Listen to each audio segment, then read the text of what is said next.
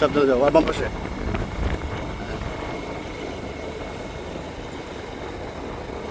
মনে করবা cycle cycle.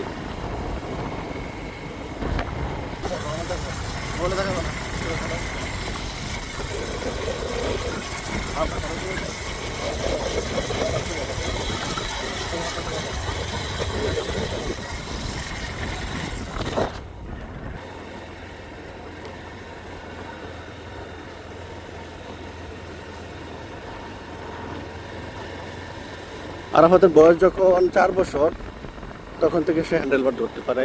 এখন 10-11 বছর বয়স। আমি সাথে থাকলে তাকে একটু চালাইতে দিই এবং নিরিবিলি রাস্তায় হয়তো বা দিই না।